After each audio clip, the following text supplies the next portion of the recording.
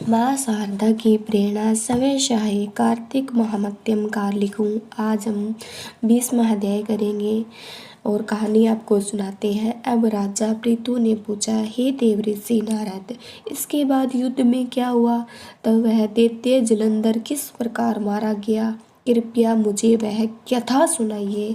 नारद जी बोले, जब गिरिजा वहाँ अदृश्य हो गई और गंधर्वी माया की विलीन हो गई, तब भगवान वृषभध्वज चैतन्य हो गए। उन्होंने लौकिकता व्यक्त करते हुए बड़ा क्रोध किया और भीष्मता मना जलंधर से युद्ध करने लगा। जलंधर शंकर के बाणों को काटने लगा, परंतु जब काट न सका तब उसने उन्हें मोहित करने के लिए माया की और पार्वती का निर्माण कर अपने रथ पर बांध लिया।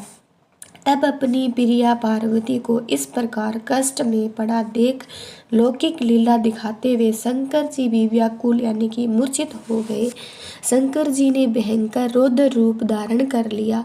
अब उनके रौद्र रूप को देखकर कोई भी दैत्य उनके सामने खड़ा होने में समर्थ न हो सका और सब भागने छिपने लगे, यहाँ तक कि शुभ निशुभ भी समर्थ न हो सके।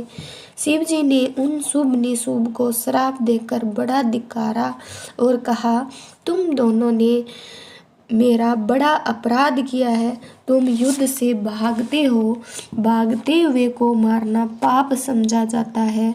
इससे मैं तुम्हें अब नहीं मारूंगा, परंतु गौरी तुम्हें छोड़ेगी नहीं, अवश्य मारेगी। शिवजी ने ऐसा कहने पर सागर पुत्र जलंधर क्रोध से अग्नि के समान प्रज्वलित हो उठा।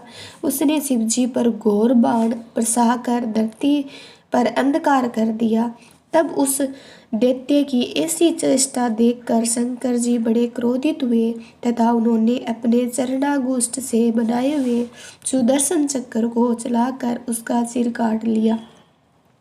एक प्रचंड शब्द के साथ उसका सिर पृथ्वी पर गिर पड़ा और अंजन पर्वत के समान उसके शरीर के 2 खंड हो गए।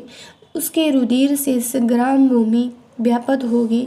शिवाज्ञा से उसका रक्त और मांस महाशैरव में जाकर रक्त का कुंड हो गया तथा उसके शरीर का तेज निकलकर शंकर जी में वैसे ही प्रवेश कर गया जैसे वृद्धा का तेज गौरी का शरीर में प्रविष्ट हुआ। जलंधर को मरा देखकर देवता और सब गंधर्व प्रसन्न हो गए। हे शारदा, माँ की प्रेरणा सब कुछ कृपया बनाए रखना।